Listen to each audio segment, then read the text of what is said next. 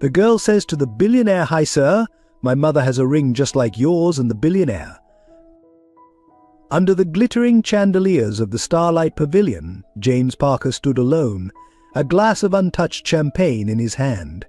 The annual charity gala buzzed with the city's elite, their laughter and chatter echoing off the marble walls. At 45, James had everything money could buy except the one thing that had haunted him for 2 decades: his sister's whereabouts.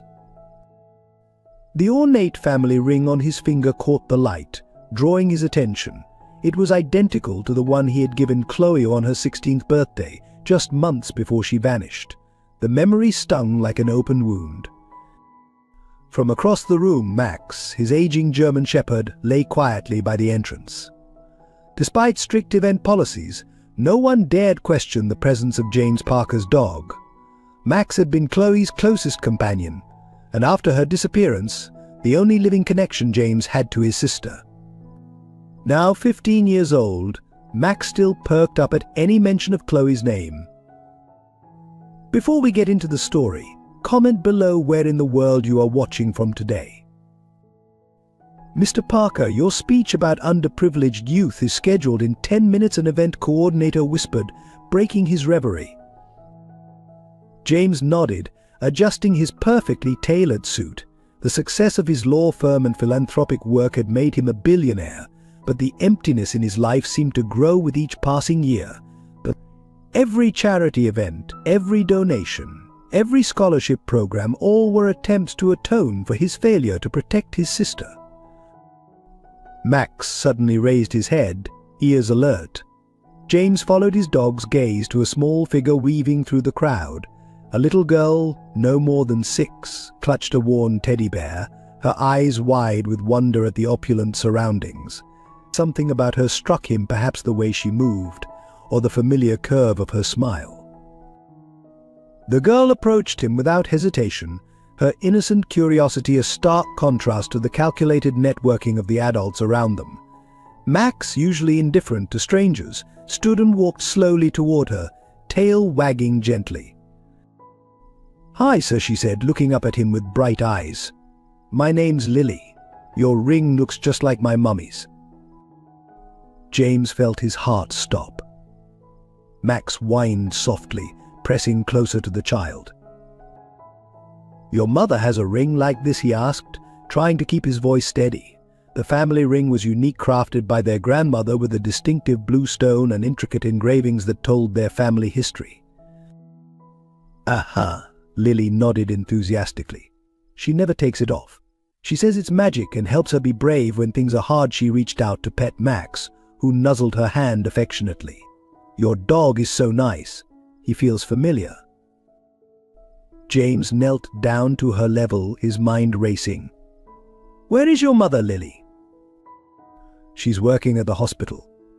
She's a nurse." Lily hugged her teddy bear closer. "Sometimes she cries when she looks at the ring, but she won't tell me why." Max's behavior, the ring, the girl's familiar features, it was too much to be coincidence.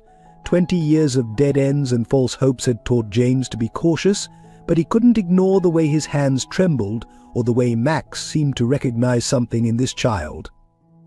Lily. "There you are," a woman's voice cut through the crowd. Sarah, one of the event volunteers, hurried toward them. "I'm so sorry, Mr. Parker. She was supposed to stay in the children's area." But James barely heard her. His attention was fixed on Max, who had positioned himself protectively between Lily and Sarah, his behavior utterly confusing. In 20 years, James had never seen his dog act this way. "It's quite all right," he managed, standing up. "Lily was just telling me about her mother's ring." Sarah's face paled slightly, her hand instinctively moving to shield Lily. "We should go. The children's program is about to start." As they turned to leave, Max let out a soft whimper, his eyes following Lily. The little girl waved goodbye, her teddy bear clutched tight, leaving James with 1,000 questions and a familiar ache in his chest. He looked down at his ring, then at Max, who still stared after Lily. "What do you know, old friend?" he whispered. What are you trying to tell me? Behind him, the event coordinator approached again, reminding him of his speech. But James Parker's mind was already elsewhere, piecing together a puzzle 2 decades in the making. The morning sun streamed through floor-to-ceiling windows of James Parker's penthouse office, casting long shadows across the meticulously organized desk. Headlines from 20 years ago were spread before him: prominent family's daughter missing, search continues for Chloe Parker. No leads in Parker disappearance. Each yellowed clipping was a reminder of his greatest failure. Max lay at his feet, grey around the muzzle now, but still maintaining his vigilant watch. The old dog had been through everything with them, from the day James surprised Chloe with the puppy on her 13th birthday, to the night she disappeared, to every fruitless search since then. Now, in his twilight years, Max still perked up at every young woman who resembled Chloe, though those moments had grown rarer. Another dead end, Max James murmured, adding a new file to the ever-growing stack of private investigator reports. His fingers traced the family ring identical to the one he'd given Chloe. The blue stone caught the light, sending scattered reflections across the wall. 20 years of searching, and we're no closer to finding her. Rising from his desk, James walked to the window overlooking the city he'd conquered. Parker Associates occupied the top floors of the building, a testament to his meteoric rise in corporate law.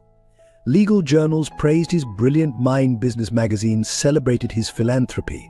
To the world, James Parker was the definition of success, the man who built an empire from nothing.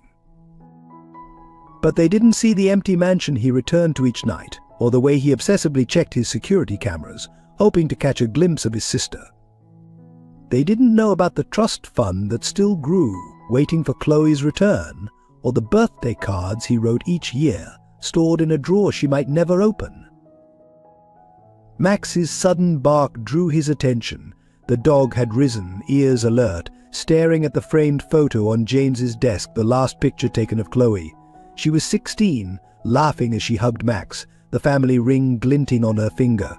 Hours after that photo, she vanished without a trace. I know, boy James knelt beside his aging companion, scratching behind his ears. I miss her too. The intercom buzzed. Mr. Parker, the board is waiting in the conference room. Thank you, Linda. I'll be right there. He straightened his tie, donning the mask of the confident attorney. But before he left, he paused at his private safe, entering the combination with practiced ease. Inside lay the evidence of his obsession: police reports, private investigator files, and a small box containing items from Chloe's room, her diary, which revealed nothing about her plans to leave, a half-empty bottle of her favorite perfume, and a handful of photographs. The most painful item was a crumpled note he'd found in her trash can. I'm sorry, James. I can't stay. Please don't look for me. But he had looked. Every spare moment, every resource at his disposal had been devoted to finding her. The search had cost him relationships, burned bridges, and earned him a reputation for being obsessed. His father, before his death 5 years ago, had called it a waste of time and money. She made her choice, the old man had said bitterly. Let her live with it. But James couldn't let go, not when Max still waited by the door each night, as if expecting Chloe to walk through it. Not when he saw her face in every crowd, heard her laugh in every busy restaurant, felt her absence at every family holiday he now spent alone.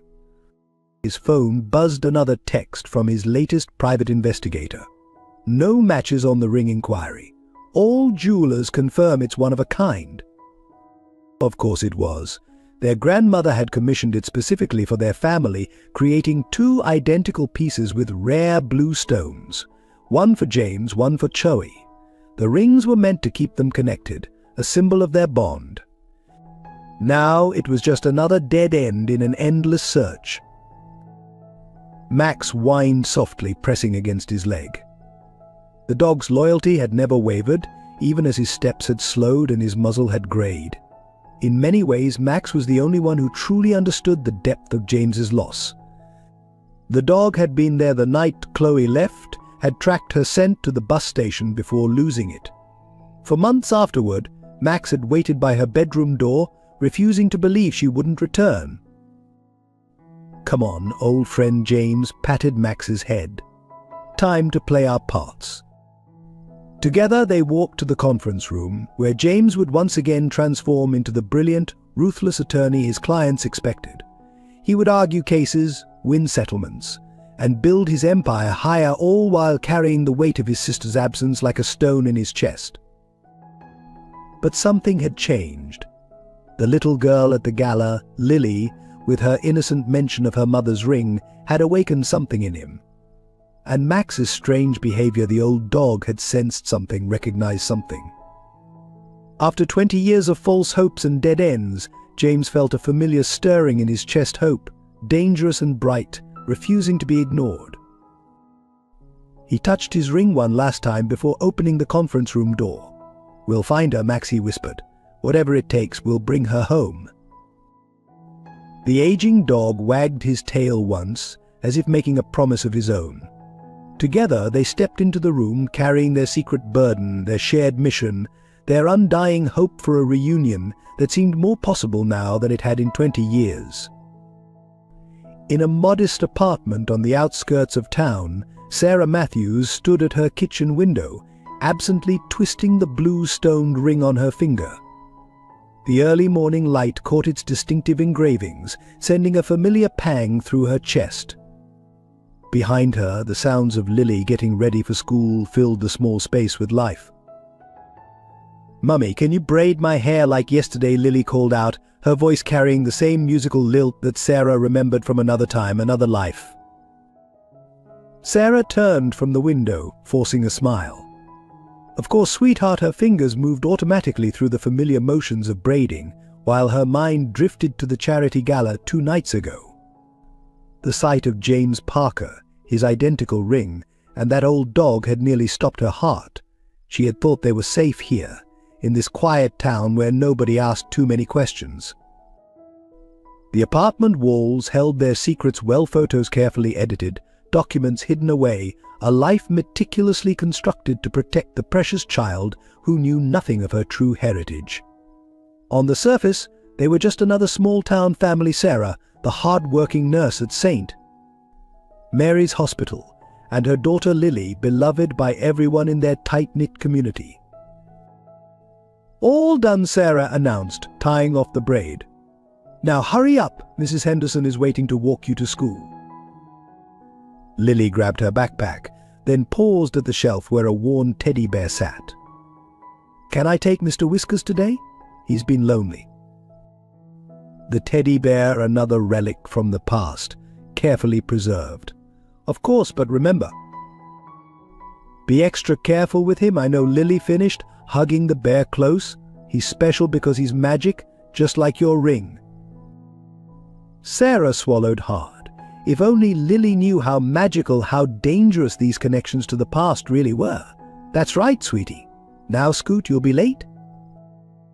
After Lily left, Sarah sank into her favorite chair, the one that faced the door, and the window old habits died hard. The morning paper lay on the coffee table, James Parker's face staring up at her from the society pages. The article praised his latest charitable foundation, dedicated to finding missing children and reuniting families. The irony was almost too much to bear. But a knock at the door made her jump, but it was only Mrs. Chen from next door, bringing her usual morning coffee and concern. "You look tired, dear," the elderly woman said, settling into the opposite chair. "Another rough night shift." Sarah nodded, grateful for the simple explanation. Mrs. Chen had been the first to welcome them to the building 5 years ago, never questioning why a single mother might choose to live in a security building with 3 different locks on the door. The little one saw something interesting at that fancy party, Mrs. Chen continued, her sharp eyes missing nothing. "She hasn't stopped talking about the man with the magic ring like yours." But Sarah's hand instinctively covered her ring. Children have such active imaginations. Mrs. Chen's knowing look spoke volumes. She had been in America long enough to learn when not to ask questions, but her protective instincts were strong. You know, dear, sometimes running from the past only ensures it catches up with you later. I'm not running, Sarah protested weakly. But even as she said it, her eyes drifted to the emergency bag always packed and hidden in the hall closet. Mrs. Chen patted her hand gently. The community here, we take care of our own. Whatever shadows you're hiding from, you're not alone anymore. It was true. Over the years, the neighborhood had embraced them completely. The local shopkeepers who always had a treat for Lily, the teachers who never questioned why Sarah was so protective, the neighbors who formed an unofficial watch network, all of them created a protective cocoon around the little family. But would it be enough? Sarah's thoughts returned to the gala, to James Parker's penetrating gaze, and that old dog who had seemed to look right through her carefully constructed facade. Max, she remembered his name now. He had been just a puppy when... She shook her head, dispelling the memories. I should get ready for work. Mrs. Chen stood, but paused at the door. That ring, she said quietly. It carries a story, doesn't it? Sarah looked down at the blue stone, remembering the night it was given to her, the promises made, the sacrifices demanded. Every ring does. After Mrs. Chen left, Sarah moved through her morning routine on autopilot, her mind racing. They had been careful, so careful. New names, new histories, new lives built from scratch. But one chance encounter at a charity gala threatened to unravel it all. She opened her jewelry box, pushing aside the false bottom to reveal a faded photograph, two teenagers laughing, an energetic puppy between them, identical rings glinting in the sunlight. On the back, in faded ink, James Chloe forever. Sarah traced the faces in the photo, her heart heavy with the weight of secrets kept and promises made. I'm sorry, she whispered to the smiling girl in the photograph. I'm so sorry. The hospital would be expecting her soon. Another day of saving others while carefully guarding her own secrets. Another day of watching over her shoulder, of calculating risks, of protecting the precious life she'd sworn to defend. But as she locked her triple-bolted door, Sarah couldn't shake the feeling that their carefully constructed world was beginning to crack. James Parker had resources, determination, and now a reason to look closer. And that old dog Max had always been too smart for their own good. Time was running out. Soon she would have to make a choice: keep running, or face the past she'd spent so long trying to escape. Either way, nothing would ever be the same again. The sterile corridors of St. Mary's Hospital seemed to stretch endlessly before James as he made his way through the maze of departments, Max padding quietly beside him. Despite hospital regulations, no one questioned the presence of the aging German Shepherd. James Parker's influence extended far and wide in this city. The nurse you're looking for? Sarah Matthews works in pediatrics, the department head had said, her eyes lingering on the substantial donation check James had presented earlier. 3rd floor, East Wing. Max's nails clicked against the linoleum floor, his nose working overtime, tracking something only he could sense. The old dog had been unusually alert since they'd arrived, his behavior reminiscent of those early days searching for Chloe. As they rounded the corner to pediatrics, Max suddenly froze, his ears perking forward. Through the ward's window, James caught sight of a familiar figure: Sarah, the volunteer from the gala, dressed in nursing scrubs, tending to a young patient. The ring on her finger caught the fluorescent light, its blue stone unmistakable. "Wait here," old friend James whispered to Max, straightening his tie. The dog whined but obeyed, settling into a watchful position. Sarah's back stiffened as he approached, though she hadn't turned around. Somehow she knew he was there. "Mr. Parker," she said quietly, finishing her notes before facing him. "I didn't expect to see you here." "Please call me James," he kept his voice casual, though his heart hammered in his chest. "I was making my monthly donation rounds and thought I'd stop by. That's quite an unusual ring you're wearing." Sarah's hand instinctively covered the ring, a gesture so familiar it made his throat tight. Chloe used to do the same thing when she was nervous. Family heirloom, she replied tersely. If you'll excuse me, I have patients to attend to. But Max had other ideas.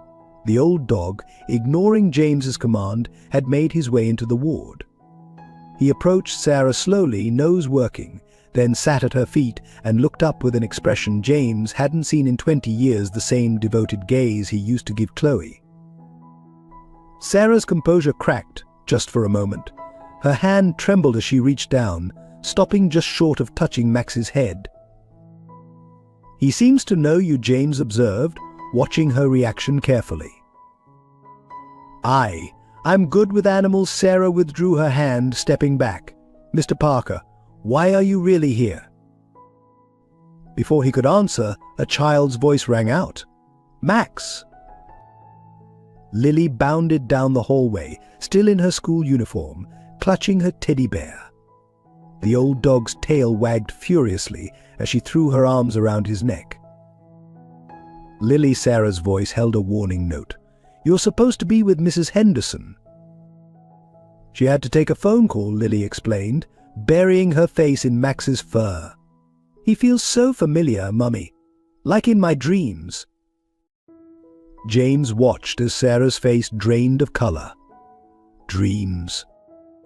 Aha. The ones with the lady who looks like me. She's always playing with a dog, just like Max. Sarah moved quickly, putting herself between Lily and James.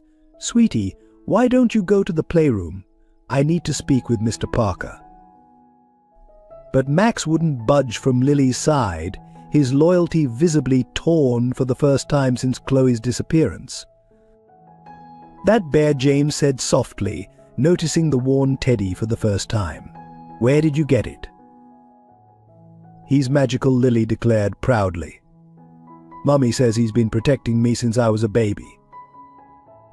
James stepped closer, his heart nearly stopping as he recognized the distinctive stitching on the bear's left ear, his mother's handiwork, repairing Chloe's favorite toy after their father had tried to throw it away. "Sarah," his voice was barely a whisper, "we need to talk." "Not here," she replied, her professional mask cracking further. "Not now." "Then when? Because that bear belonged to my sister. And that ring you're wearing? It's identical to this one because they were made as a pair. And my dog, who hasn't shown interest in anyone for 20 years, seems to know both you and Lily very well." Sarah glanced around the busy hallway, her expression haunted. "Tonight. The coffee shop on Cedar Street after my shift. Come alone." "I trusted you," Lily's small voice interrupted them. She was looking at her mother with confusion.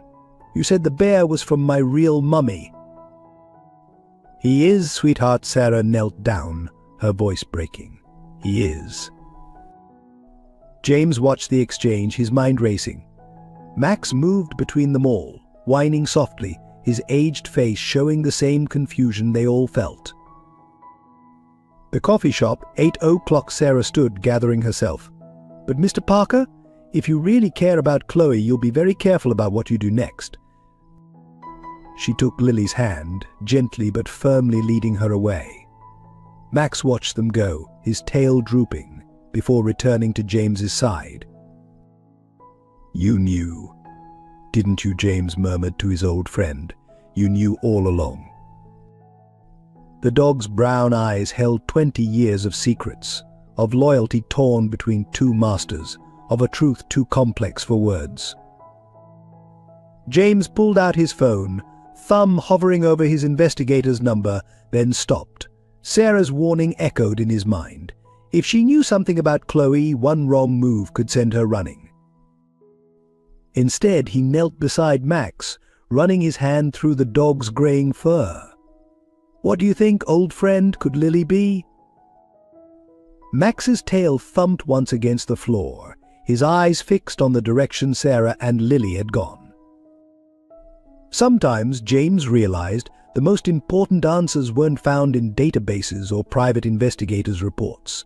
They were hidden in the reactions of a loyal old dog, in a child's innocent words, and in the frightened eyes of a woman wearing his sister's ring. 8:00 couldn't come soon enough. The afternoon crawled by with excruciating slowness. James sat in his parked car outside the hospital, Max alert in the passenger seat, both watching the staff entrance. He'd cancelled all appointments, much to his assistant's dismay, unable to focus on anything but the mounting questions. Through his tinted windows, he observed Sarah during her breaks. Her movements were precise, controlled, but he noticed how she scanned her surroundings constantly, like someone used to being watched.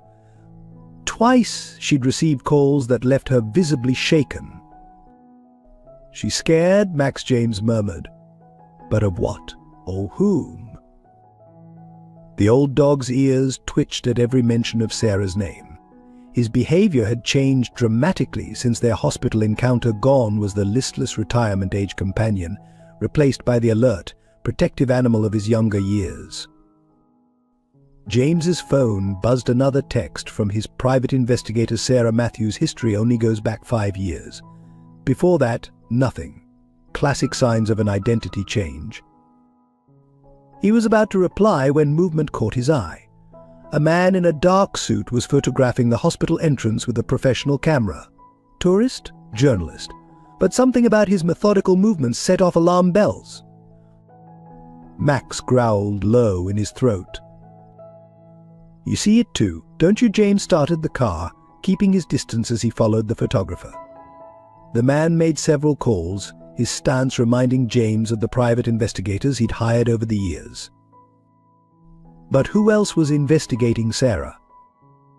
The answer hit him with chilling clarity: his father's old associates. Even after death, Jonathan Parker's influence lingered like a dark cloud. Had they been watching all along?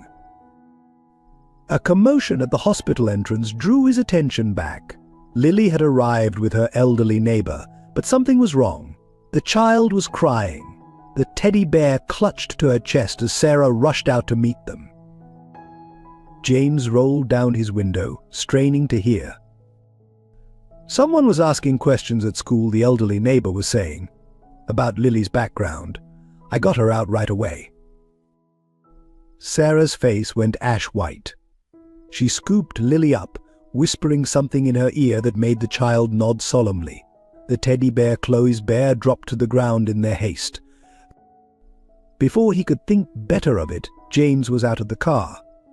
Max followed, moving faster than his aged joints should allow. "You drop this," he called out, retrieving the bear. Sarah spun around, instinctively pushing Lily behind her.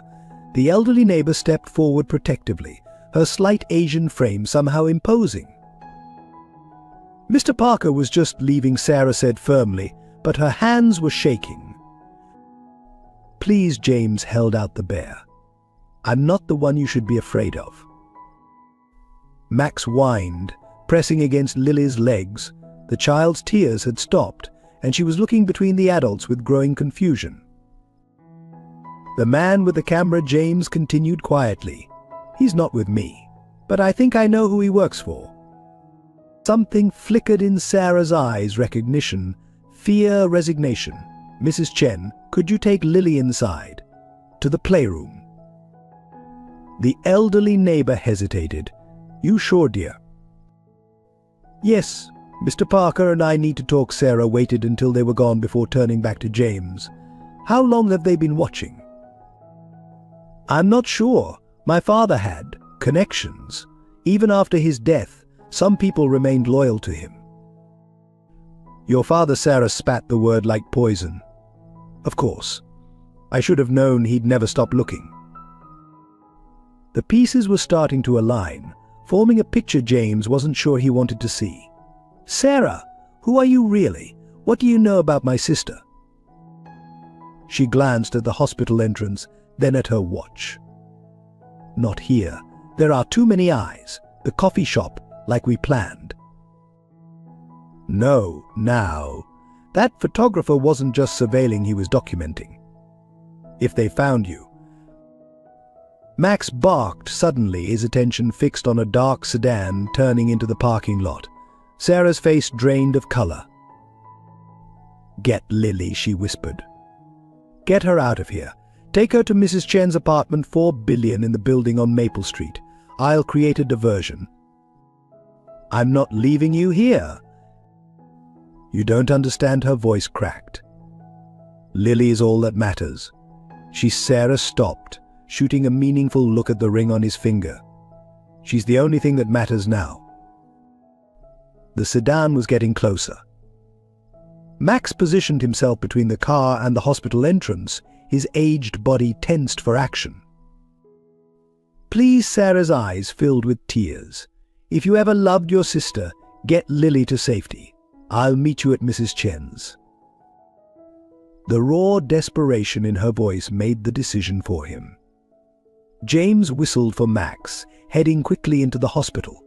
Behind him, he heard Sarah engaging loudly with the sedan's occupants, her voice clearly creating a scene that would draw security's attention. He found Lily in the playroom, her small face lighting up at the sight of Max. Time for an adventure, he said, trying to keep his voice light. Your mum asked me to take you to Mrs. Chen's. The child studied him with unnervingly familiar eyes, because of the bad men. What bad men, Lily? The ones Mummy says we have to hide from. Like in our drill, she stood, taking his hand trustingly. It's okay, I know what to do. And Max will protect us, right? The old dog pressed close to her side, his protection mode fully engaged. James felt a surge of emotion, pride, fear, determination. Right, he managed. Max will protect us. As they made their way out through the service entrance, James couldn't shake the feeling that he was repeating history, running, hiding, protecting. But this time he wouldn't fail. Whatever connection Lily had to Chloe, whatever dangers Sarah was facing, he would not lose them again. Max led the way, his nose working overtime, guiding them through back alleys and side streets.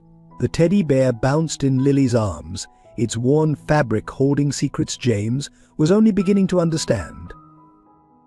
The time for questions would come later. Right now they had to run. If this story of love, sacrifice and redemption has touched your heart, please consider subscribing to this channel. Like me searching for Chloe, every subscriber helps us share more stories that remind us of the power of family bonds.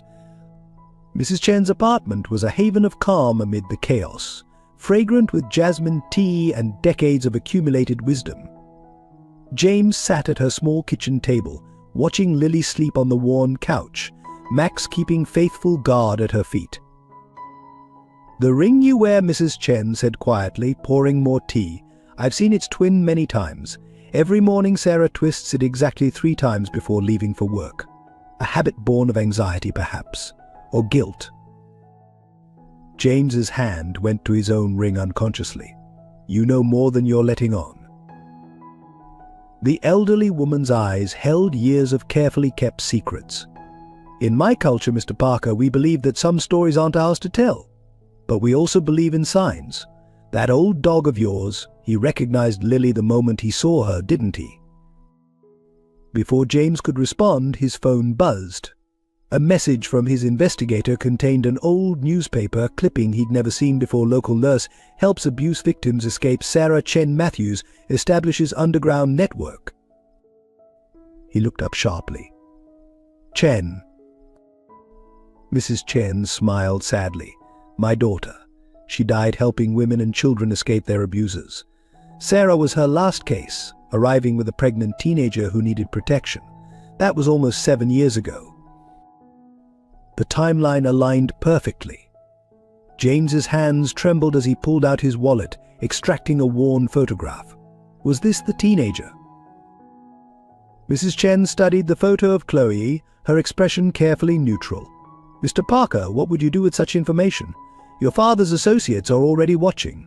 One wrong move could destroy everything Sarah and others have sacrificed to protect. I need to know, James whispered, his voice raw. Is Lily?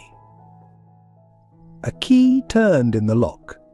Sarah burst in, disheveled but unharmed. Her eyes found Lily immediately, relief flooding her features.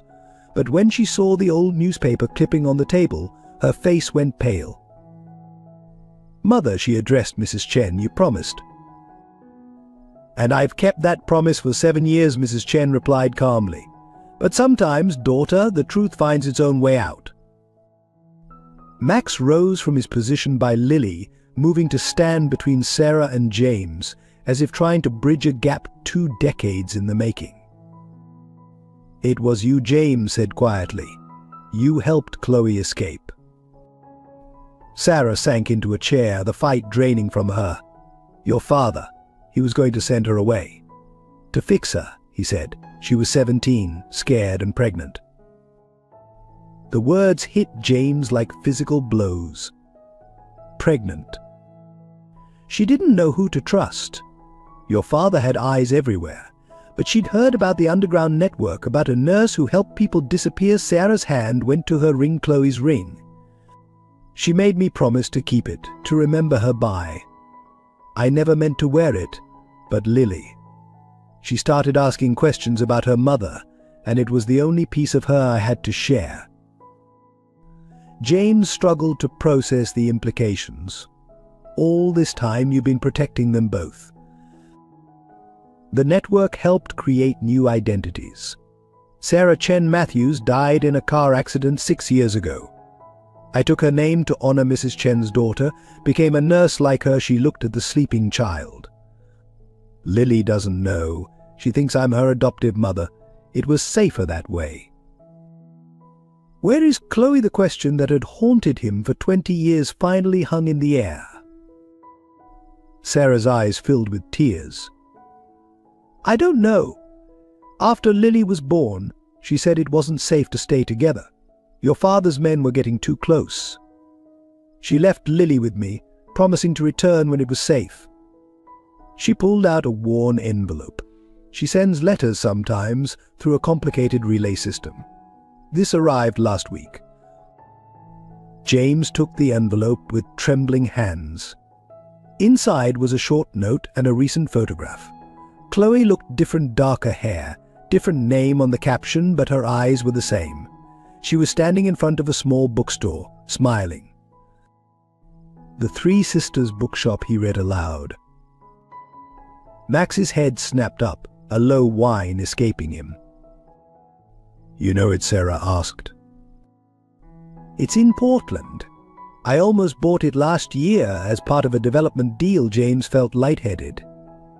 "She's been there all along." "Mr. Parker," Mrs. Chen interrupted gently. "The men who were at the hospital, they'll be looking for you now. And they'll be watching the bookstore." "Let them," James's voice hardened. "I'm done hiding. Done pretending I don't see what's happening. My father's dead, but his shadows still control us. No more." Sarah reached for Lily protectively. "You don't understand. Your father's associates, they're not just thugs. They're powerful people who believe they're protecting the Parker family legacy. If they find Chloe, they'll have to go through me first." James stood, decision made, through us. Max barked softly in agreement, his tail wagging for the first time since the hospital. Mother Sarah looked to Mrs. Chen. The elderly woman nodded slowly. "Sometimes, daughter, the only way to escape the shadows is to step into the light." But first she moved to a painting on the wall, removing it to reveal a hidden safe. "We'll need what Sarah Chen, my real daughter, left behind. Evidence. Names. Everything your father tried to bury." James watched as Mrs. Chen extracted a thick file, its contents promising revelations he'd spent 20 years seeking. But his eyes kept returning to Lily, sleeping peacefully, unaware that her world was about to change forever. "We protect her," he said firmly. "Whatever comes next, Lily stays safe." Sarah studied him for a long moment, then slowly removed Chloe's ring.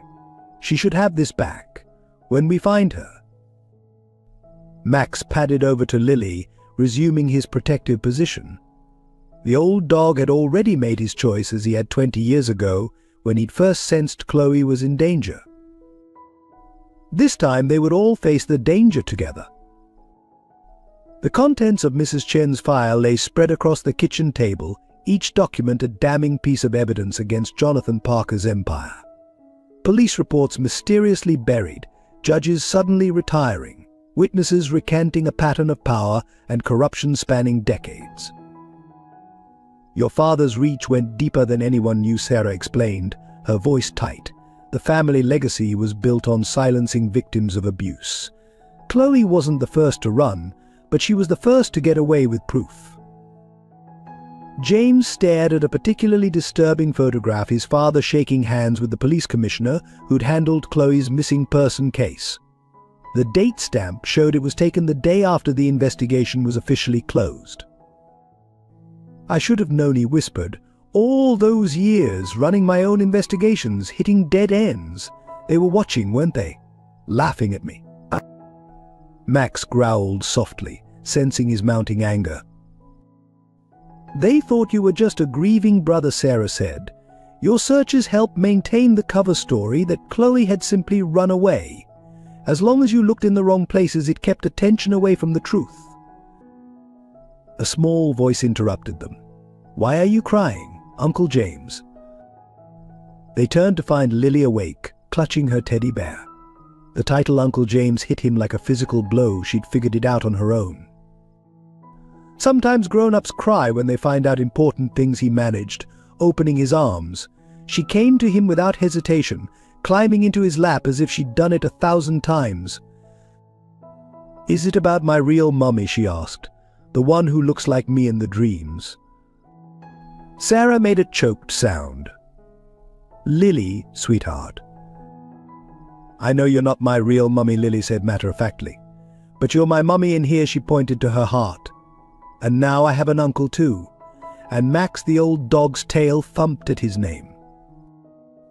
A sharp knock at the door made them all freeze. Mrs. Chen moved silently to her security monitor, then relaxed slightly. Detective Rivera, she announced. He was Sarah's, my daughter's partner. The detective who entered was grey-haired and weathered, his eyes widening at the sight of James. So it's true. The network's been compromised. What do you mean? Sarah stood protectively in front of Lily. There's chatter. Big movements. Someone high up must have recognized you at the hospital. James Rivera dropped a file on the table. They're mobilizing private security, bought cops, even some judges getting midnight calls. Whatever your father built, it's waking up. Then we wake up too, James said firmly. I have resources, influence. Your resources are probably being monitored, Rivera cut in. Your father's people have had 20 years to infiltrate your life. Why do you think none of your private investigators ever found anything? And the revelation stung, but James pressed on. Then we use their assumptions against them. They think I'm still the grieving brother searching in the wrong places? Fine. Let them think that while we move Chloe somewhere safe. It's not that simple, Sarah interjected. The bookstore, it's part of the network, if they're watching it. Then other victims are at risk, Mrs. Chen finished. Women and children who sought refuge, like Chloe. The weight of it all threatened to crush him. It wasn't just about finding his sister anymore, it was about exposing a system of abuse and corruption that had destroyed countless lives. Lily, still in his lap, reached up to touch his ring. It's like Mummy's, the one that makes her brave. James looked at the child, his niece, and felt something shift inside him. We've been playing defense for 20 years. Maybe it's time to attack. How? Rivera asked. By using their greatest weapon against them, reputation. James pulled out his phone. The Parker name still carries weight. What happens when the prodigal son publicly denounces his father's legacy? They'll destroy you, Sarah warned. Let them try. Every attack will only prove what we're saying. He looked at Rivera. How many cases did they bury? How many victims stayed silent because they thought no one would believe them? Hundreds, the detective answered grimly. Then we give them a voice. All of them. James hugged Lily closer. No more shadows. No more hiding. Max barked sharply a warning. Through the window they saw dark SUVs pulling up outside. Back exit, Mrs. Chen said calmly, moving to a bookshelf. The network built escape routes into every safe house. Sarah knows the way. Come with us, Sarah pleaded. The elderly woman shook her head. Someone needs to stay, make it look normal. Detective Rivera will back up my story about a routine visit she moved to Lily, pressing something into her small hand. Keep this safe, little one. It's the key to everything. James recognized the USB drive identical to the one containing the evidence they'd just reviewed. Mrs. Chen started, but she cut him off. My daughter died protecting the truth. I'm not afraid to do the same. She straightened her spine. Now go. The passage leads to the old subway tunnels, and James, her eyes were fierce. Make them pay. Make them all pay. Sarah gathered Lily as Rivera positioned himself casually by the front door. Max was already at the secret entrance, his instincts guiding him. Before they slipped into the darkness, James heard Mrs. Chen starting her performance loud complaints about plumbing to the detective, her voice carrying clearly to anyone listening outside. In the tunnel, lit only by their phones, James felt Lily's small hand slip into his. Are we going to find my real mummy now? Yes, he promised. And then we're going to make sure no one has to hide ever again. Max led the way, his grey muzzle pointed forward, following a scent 20 years old but never forgotten. Behind them, they heard Mrs. Chen's voice fade, replaced by the echo of approaching footsteps. The hunt was on, but this time the hunters were about to become the hunted. The safe house was a modest cabin on the outskirts of town, its weathered exterior belying the sophisticated security system within. As night fell, James watched Lily sleep on the warm couch, Max standing guard as always. The scene stirred something deep within him, a fierce protectiveness he hadn't felt since Chloe was young.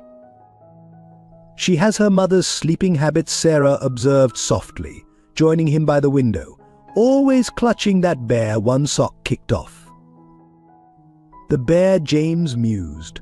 I remember the day Chloe got it. Our mother's last gift before he trailed off, the memory still painful after all these years. Sarah placed a gentle hand on his arm. She told me about that day, said it was the last time she saw your father show any real emotion. The touch was comforting, unexpected. In the dim light, James noticed how exhausted Sarah looked, the weight of years of secrets etched on her face. Why did you do it? He asked. Take such risks for a stranger. Sarah's eyes drifted to Lily. Because 20 years ago, someone did the same for me. Mrs. Chen's daughter, the real Sarah, she saved me from my own nightmare. When Chloe came to the hospital pregnant and terrified, how could I not help? Max lifted his head, ears perking at a distant sound. Both adults tensed, but the dog soon relaxed, laying his head back down near Lily's feet. He's different with her, James noted. Younger somehow. Dogs sense things we can't, Sarah smiled. Maybe he's known all along who she really is. She twisted Chloe's ring absently. I never meant to wear it this long, but Lily. She was so curious about her mother. The ring became a way to keep Chloe present in her life. James studied her profile, seeing beyond the carefully constructed facade. You've been both mother and protector. That's no small thing. I've also been a liar, she whispered. Every birthday, every school event, every time she asked about her real mother. I told myself the lies were necessary, but they still hurt. You protected her, like I should have protected Chloe. Sarah turned to face him fully. James, you were barely more than a child yourself, your father. I was a monster, he finished, and I became complicit by staying silent, building my fortune on his foundation. No, Sarah's voice was firm. You built something different. Every charity, every case defending the vulnerable, you've been fighting him all along, even if you didn't know it. Their conversation was interrupted by a small whimper from Lily. The child was twitching in her sleep, caught in what seemed to be a nightmare. Max immediately nuzzled her hand, while Sarah moved to comfort her. But it was to James that Lily reached out, half asleep. "Uncle James, are the bad men gone?" He gathered her into his arms, surprised by how natural it felt. "We're safe here, sweetheart. Max is watching over us." "Like he watched over Mummy in my dreams?" Lily asked drowsily. James's heart clenched. "What dreams, Lily?" "The ones where she's young, like me, playing with Max in a big garden. But then the scary man comes, and she has to run away." Lily snuggled closer. "But it's okay now. We'll find her, right?" "Right," he managed, meeting Sarah's tearful gaze over Lily's head. As Lily drifted back to sleep in his arms, James felt something shift inside him. The desperate search for Chloe had consumed 20 years of his life, but now, holding her daughter, he understood it wasn't just about finding his sister anymore. It was about healing the wounds that had fractured their family, about creating something new from the ashes of the past. Sarah brought a blanket, carefully tucking it around them both.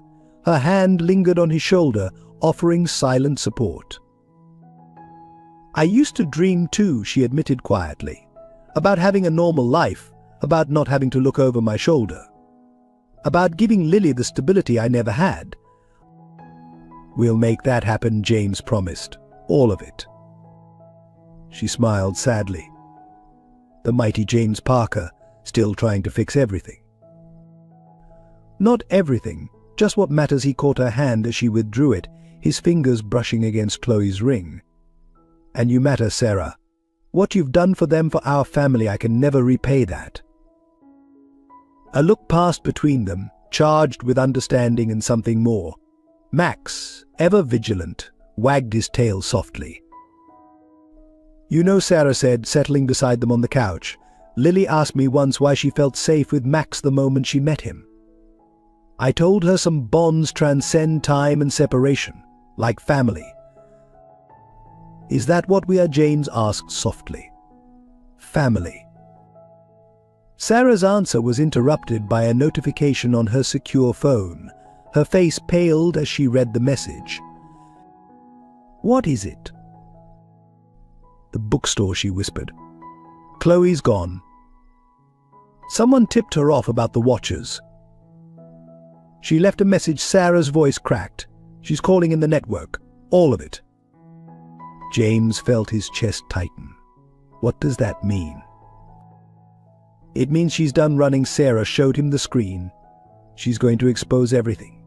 Every victim, every Victorupt official, every cover-up. She's had proof all along, waiting for the right moment. She'll get herself killed."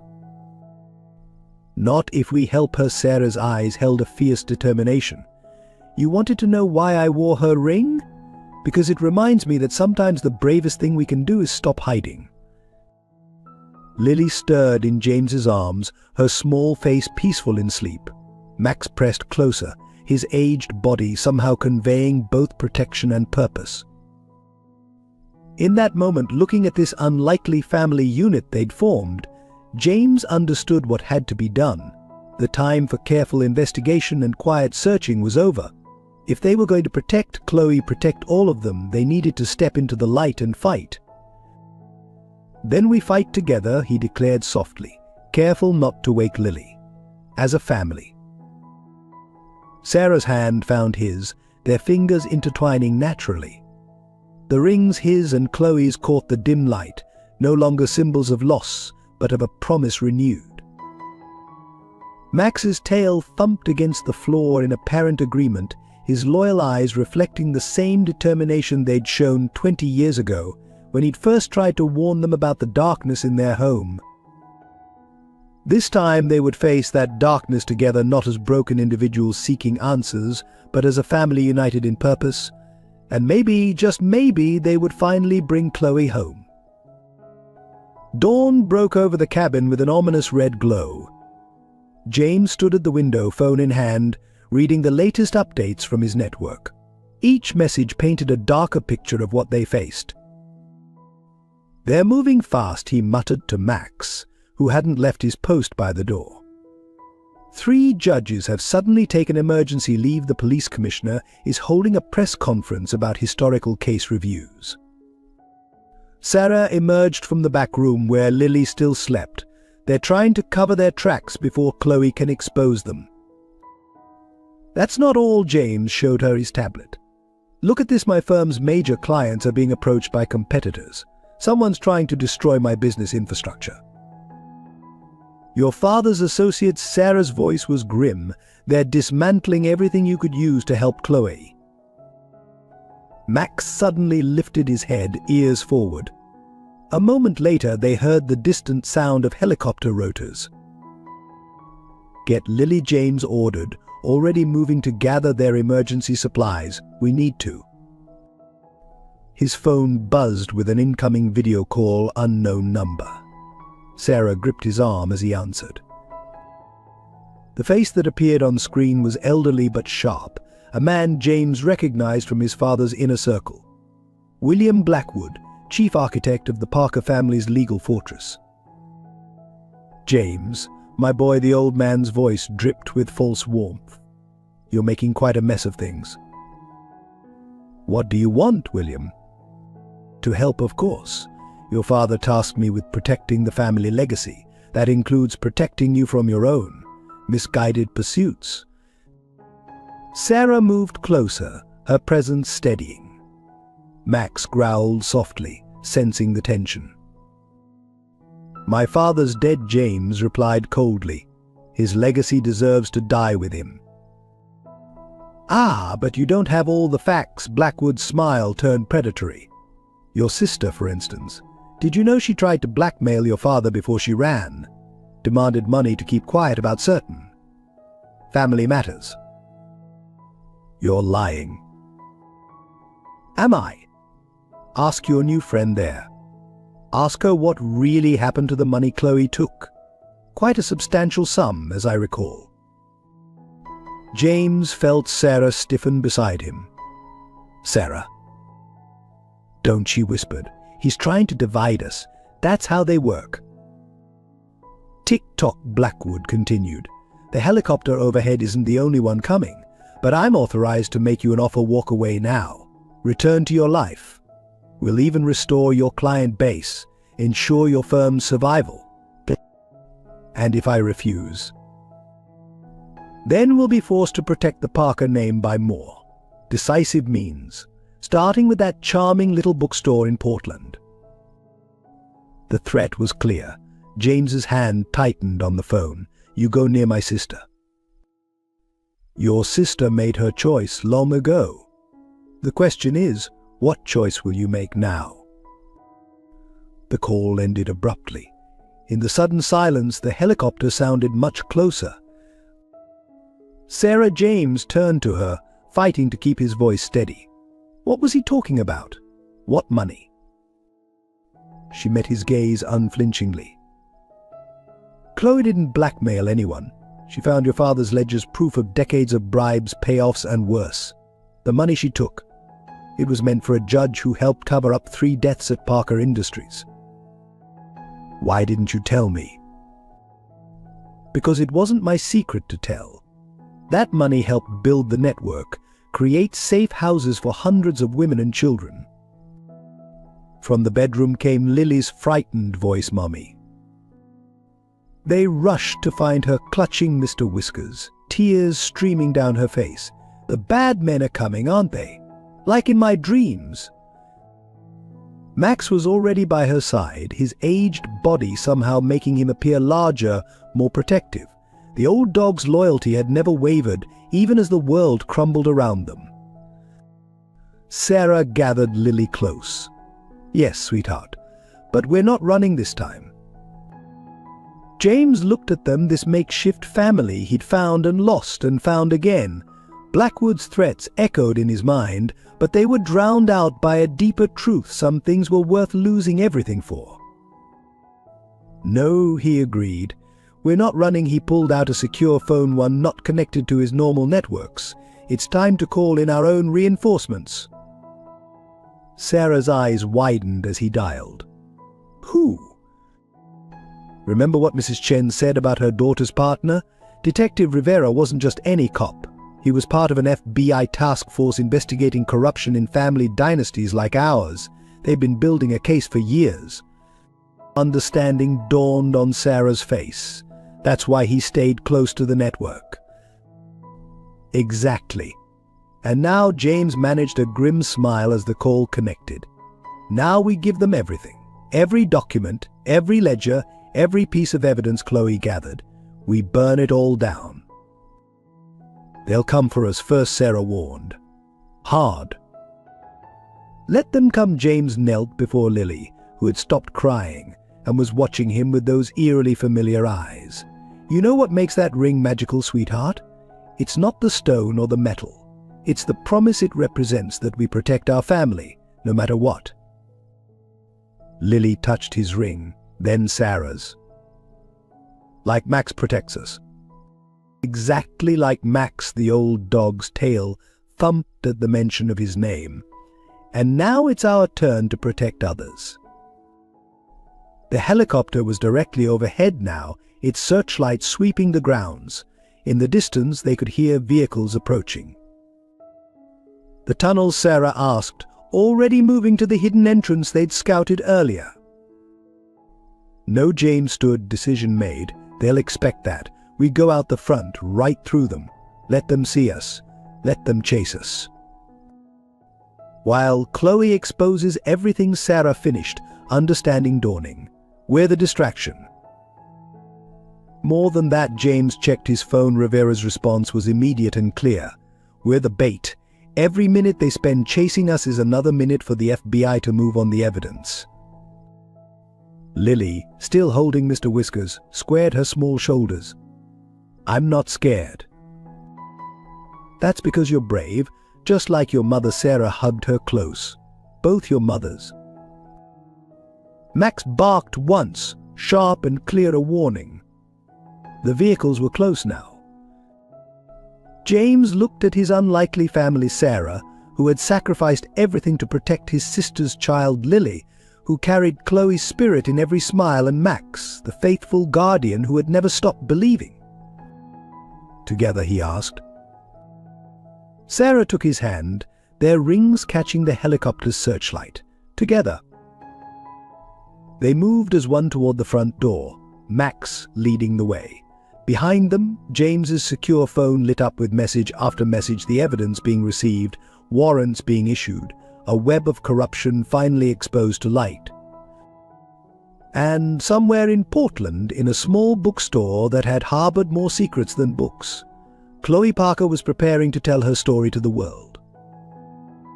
The time for hiding was over. The time for justice had begun. The helicopter's searchlight painted harsh shadows across the cabin's front yard as James led his family toward their vehicle. Max moved ahead, his aged body somehow remembering its military training from years ago, scanning for threats. They were halfway to the car when the first black SUV burst through the tree line. Get down, James pulled Sarah and Lily behind him as headlights flooded the clearing. Max positioned himself in front, hackles raised, a deep growl rumbling from his chest. William Blackwood stepped out of the SUV, flanked by 4 men in tactical gear. His expensive suit looked out of place in the pre-dawn darkness. Really, James, the old man's voice carried across the yard, making us come all this way for this little family reunion. Stay behind me, James whispered to Sarah. To Blackwood, he called out, it's over, William. The FBI has everything. You mean those convenient little files your sister stole? Blackwood smiled coldly. Inadmissible. Stolen evidence, chain of custody broken. Surely you remember your law school basics. Not these files. James felt Sarah tense beside him. The ones your own people kept. 20 years of meticulous records, every bribe, every threat, every cover-up. My father wasn't the only one who liked to keep receipts. For the first time, uncertainty flickered across Blackwood's face. That's right, James continued, slowly moving toward the car. Rivera's been building the case for years. All he needed was someone on the inside to verify it all. Someone with access to the Parker family records. You're bluffing. Am I? James pulled out his phone. Check your secure accounts, William. Check all those offshore holdings you managed for my father. How long before they freeze everything? Blackwood's hand trembled slightly as he checked his phone. His face went ashen. But the thing about corruption, James pressed on, is that it leaves a trail. Every dirty judge, every bought cop, every accident that got covered up, it's all there. And now it's all coming out. Kill them, Blackwood ordered sharply. Kill them all. The men raised their weapons, but Max was faster. The old dog launched himself at the nearest attacker with a ferocity that belied his age, sending the man sprawling. In the chaos that followed, James shoved Sarah and Lily toward the car. Run! Gunshots cracked through the night air. James felt a searing pain in his shoulder but kept moving. Max had created enough of a distraction, 2 men down, a third trying to fend off the enraged German shepherd. They reached the car just as another SUV roared into the clearing. "You don't understand what you're destroying," Blackwood shouted, his composure finally cracking. "Everything your father built." "My father built nothing," James roared back, positioning himself between the guns and his family. "He destroyed lives. He ruined families. He drove my sister away and made me complicit in his crimes." "He made you rich," Blackwood sneered. "Made you powerful." "He made me blind," James corrected. "But not anymore." The second SUV's doors flew open, but instead of more threats, Detective Rivera emerged with a team of FBI agents. But William Blackwood, Rivera's voice carried clear authority. "You and your men are under arrest." "On what charges?" Blackwood laughed desperately. "You have nothing." "We have everything." Rivera held up a tablet, including your conversation with James just now. Conspiracy, attempted murder, obstruction of justice, and that's just from the last 10 minutes. Max limped back to them, bloodied but unbowed. Lily reached for him immediately, burying her face in his fur. "You're hurt," Sarah whispered, noticing James's shoulder. "It's nothing," he assured her, though the pain was intensifying. "We need to." Freeze, one of Blackwood's remaining men, had circled behind them, gun trained on Lily. Nobody move. Time seemed to slow. James saw the man's finger tightening on the trigger, saw Sarah moving to shield Lily, saw Max, exhausted and injured, gathering himself for one final leap. But before any of them could move, a single shot rang out. The gunman crumpled, revealing a figure in the tree line. Even at a distance, even after 20 years, James would know that silhouette anywhere. Chloe breathed. She emerged from the shadows, her own weapon trained steadily on Blackwood. She looked different, harder, older, but her eyes were the same eyes that now watched him from Lily's face. "Hello, William," she said coldly. "Remember me?" Blackwood went very still. "Impossible. You're supposed to be dead? Running?" "Gone." She moved closer, each step deliberate. "I've been exactly where I needed to be. Gathering evidence, building cases, waiting for the moment when all your carefully constructed walls would crumble." Mummy Lily's small voice cut through the tension. Chloe's composure cracked, just for a moment. Her eyes met Sarah's, filled with gratitude and pain and love. "Yes, baby," she whispered, "but stay with Aunt Sarah for now. Mummy has to finish something." Max whined softly, torn between his original master and his current charges. 20 years of loyalty pulled him in both directions. "It's okay," old friend Chloe's voice softened. "You did good. You protected them when I couldn't." As FBI agents moved to secure Blackwood and his remaining men, James felt the weight of 2 decades begin to lift. His sister was alive. His niece was safe. The corrupt empire their father had built was crumbling. But as he watched Chloe being briefed by Rivera, saw how she carried herself like a soldier rather than the carefree girl he remembered, he realized that finding her had been only the beginning. In the chaos that followed the arrests, James found himself oddly frozen, watching Chloe interact with the FBI team with practiced efficiency. She was both familiar and foreign, his sister, yet a stranger. Max whined softly beside him, sensing his turmoil. "Go to her," old friend James whispered. "She needs you too." The aging dog looked up at him with wise eyes, then slowly made his way toward Chloe.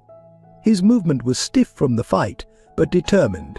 When he reached her, he simply sat at her feet, just as he had done thousands of times in their youth.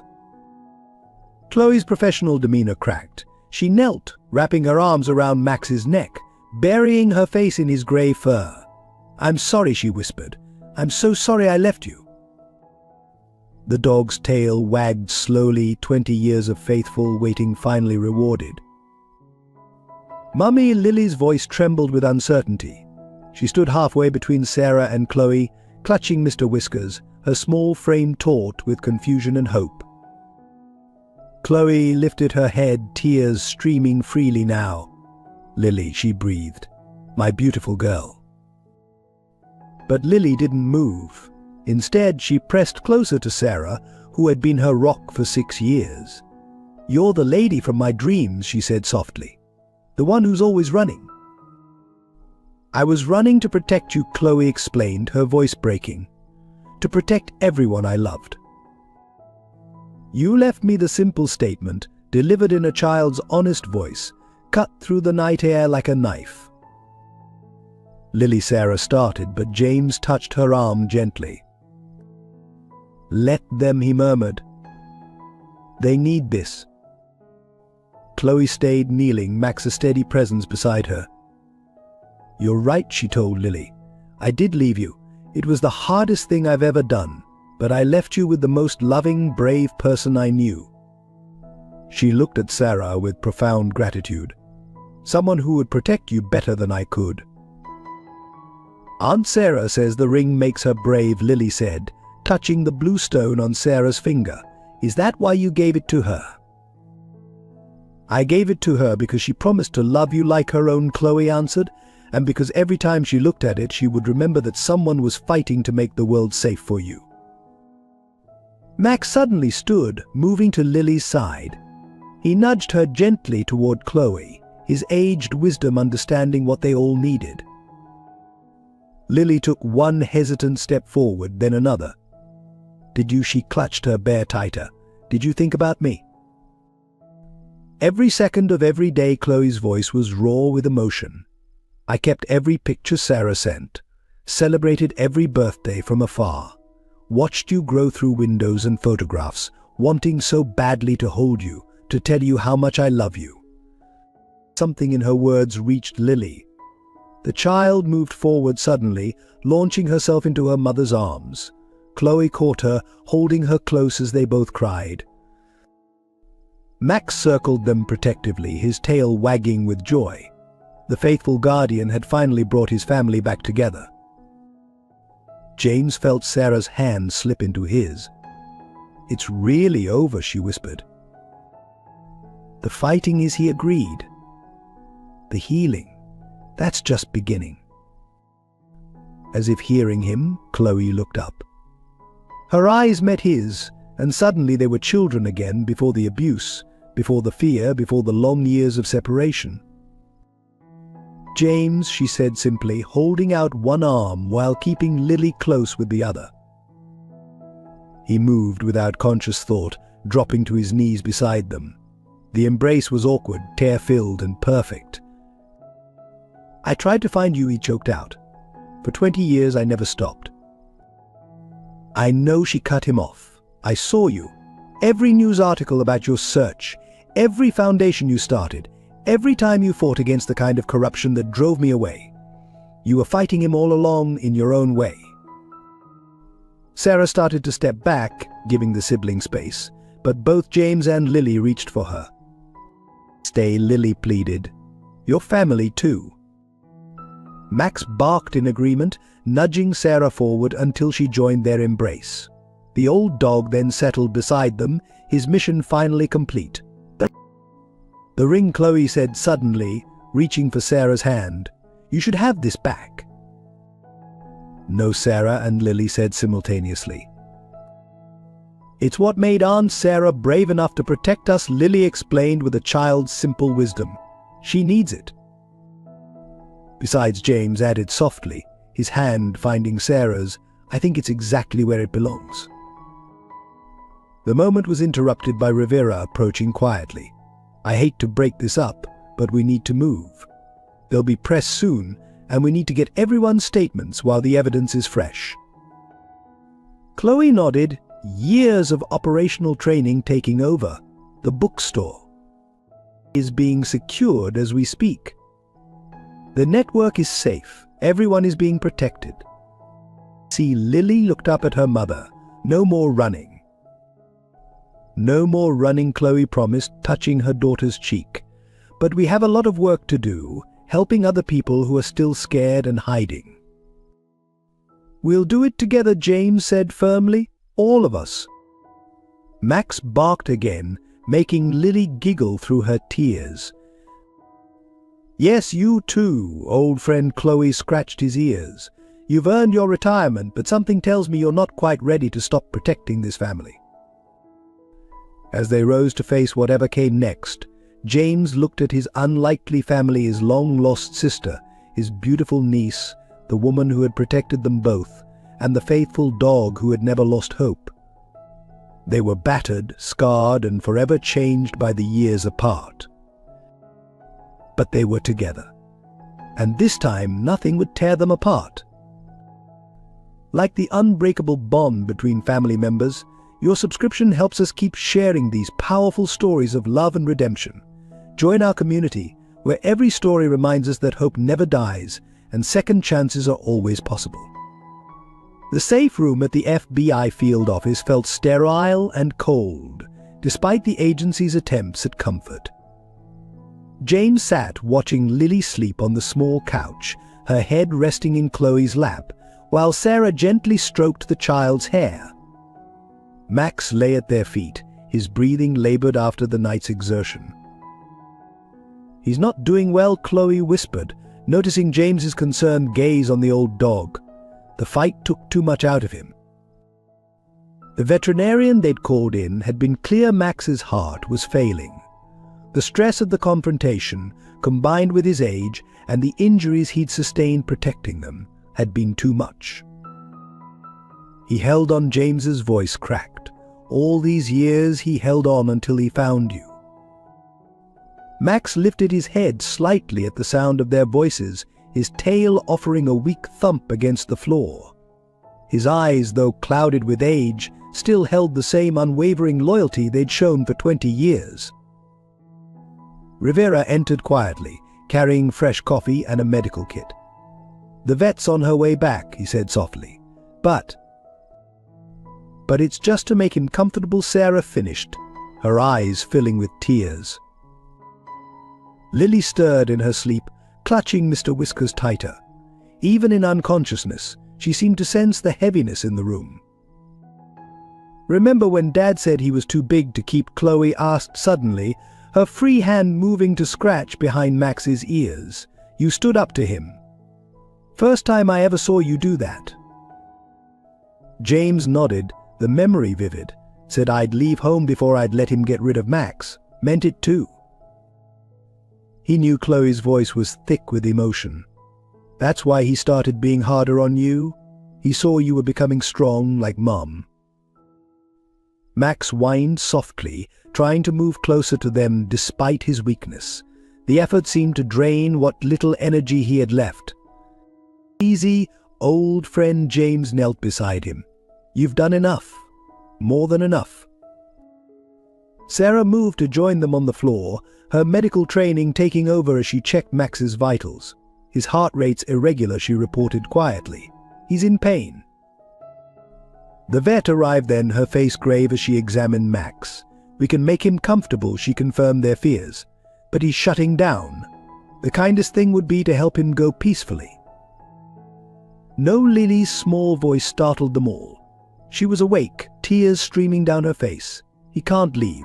He just found us." Chloe pulled her daughter close. "Sweetheart, Max has been fighting so long, fighting to protect us, to keep us safe, to bring us back together." "But he's family," Lily sobbed. "You said family never leaves." The words hit them all hard. James felt his own tears falling as he gathered Lily into his arms. Sometimes he struggled to explain the bravest thing family can do is let go when it's time. Max, as if understanding, managed to lift his head one last time. His tail wagged weakly as he looked at each of them in turn, his family, finally reunited. He waited for this, Sarah realized, her voice breaking. He needed to see us all together. The vet prepared what was needed, her movements gentle and respectful. "Would you like a moment?" They gathered around Max, Lily still crying softly in James's arms. Chloe took one of the dog's paws in her hand, while Sarah stroked his grey muzzle. "Thank you," James whispered to his faithful friend, "for everything. For protecting Chloe when we were young. For staying with me when she had to leave. For finding Lily. For bringing us all back together."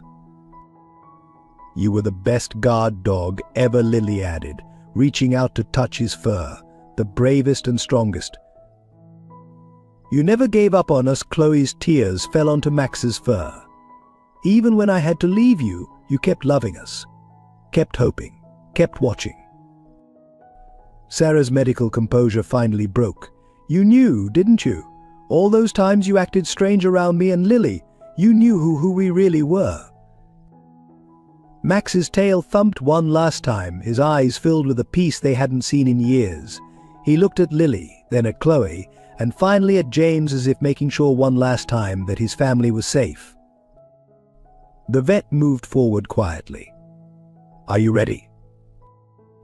They nodded, unable to speak. As she administered the injection, they held onto each other and onto Max, their tears falling freely now. "Go rest," old friend James managed. "You've earned it." Max's breathing slowed, his body relaxing as the pain finally eased. His last conscious movement was to press his head against Lily's hand, a final gesture of protection and love. Then, surrounded by the family he had spent 20 years trying to reunite, Max slipped peacefully away. Lily's sobs broke the heavy silence. "He can't be gone. He was supposed to stay with us now that we're together." "He'll always be with us." Chloe pulled her daughter close. "In our hearts, in our memories, in every story we tell about how he helped bring us back together." James couldn't speak, his throat too tight with grief. Sarah's hand found his, offering silent support as they watched the profound bond between mother and daughter begin to heal, even in the midst of loss. Max lay still now, looking for all the world like he was simply sleeping. The lines of age and pain had smoothed from his face, leaving behind the noble guardian they had all loved. "He was more than a dog," Rivera said softly from the doorway. "He was a hero."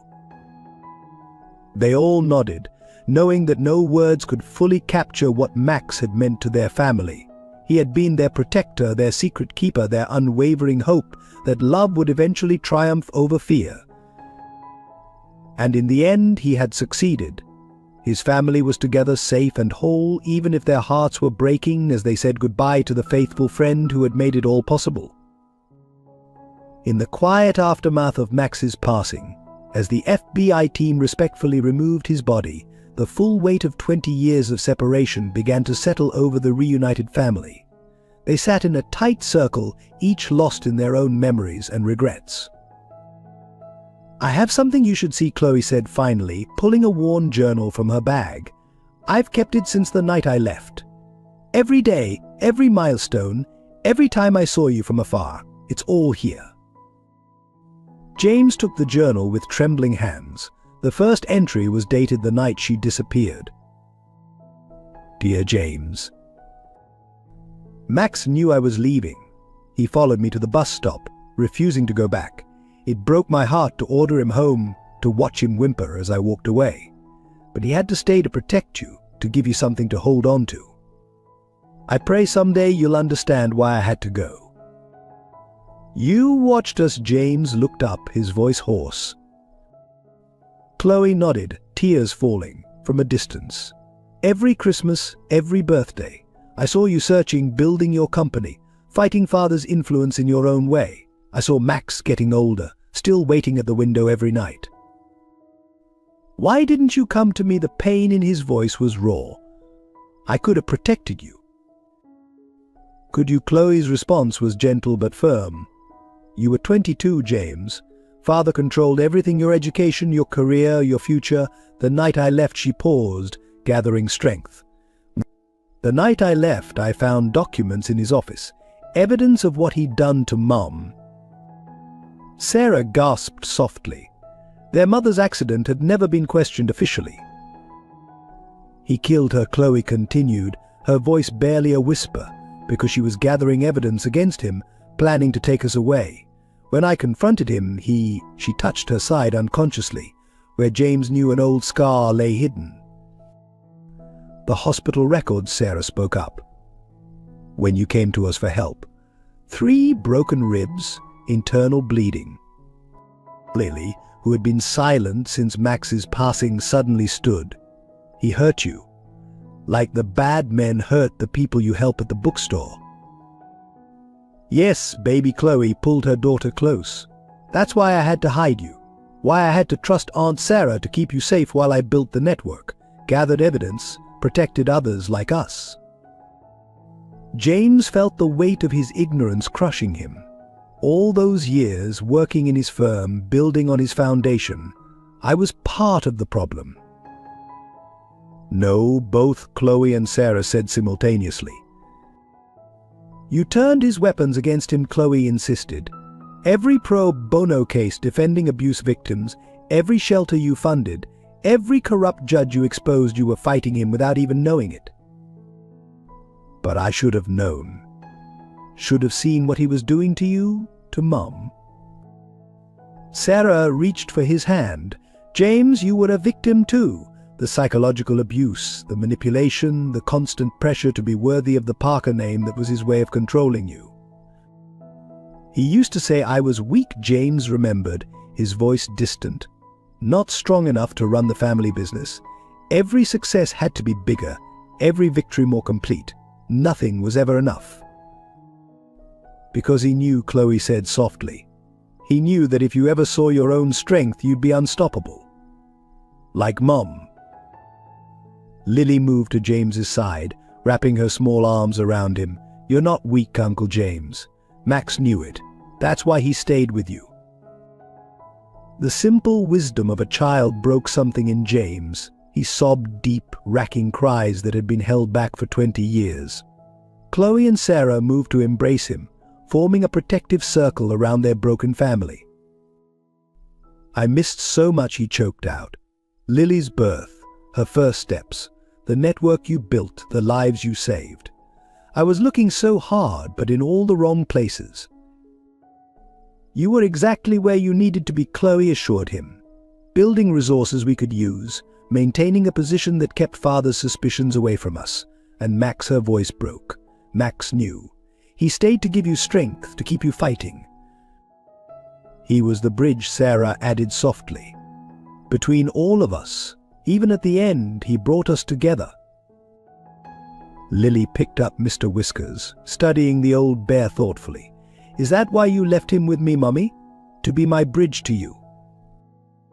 Yes, sweet girl. Chloe touched the bear's worn ear. He was my connection to Uncle James when we were little. Then he became your connection to me. James wiped his eyes, looking at the bear that had traveled such a long journey. Mum fixed his ear the night before the accident. She said some things are worth mending, no matter how broken they seem. Like us? Lily asked. Like us, Sarah confirmed, touching her ring, Chloe's ring that had become its own kind of bridge. They sat together in silence, each processing the depths of their wounds and the possibility of healing. Outside, dawn was breaking over a world forever changed. The empire their father built was crumbling, his secrets exposed to light. But in that quiet room, surrounded by the remnants of their past and the promise of their future, the Parker family was finally beginning to heal. Max had shown them the way, his unwavering loyalty lighting a path through 20 years of darkness. "We should do something," Lily said suddenly, "to remember Max and to help other people who are scared and hiding." Chloe hugged her daughter. "What do you have in mind, sweetheart?" "A place," Lily looked at each of them in turn. "Like your bookstore, Mummy, but bigger, where people can be safe and have dogs like Max to protect them and know they're not alone." James felt something stir in his chest, not healing, not yet, but the beginning of purpose. "The Max Foundation," he said softly. "For families who need a bridge to safety." They all nodded, understanding that this would be their way forward, not forgetting the past, but transforming its pain into protection for others, just as Max had protected them until his very last breath. The FBI's evidence room hummed with fluorescent lights as Rivera laid out decades of secrets on the steel table.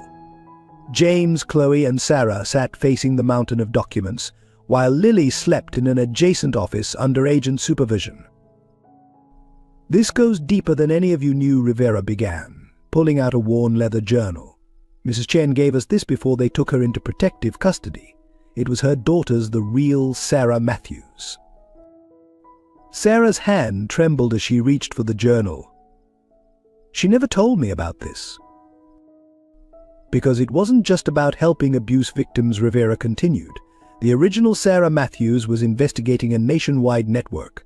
Human trafficking, money laundering, forced adoptions, all hidden behind legitimate family dynasties like the Parkers." James felt the blood drain from his face. "My father was a mid-level player," Rivera confirmed.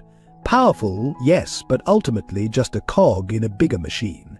The real power lay with people like William Blackwood fixers who connected these families, handled their problems, and made inconvenient people disappear."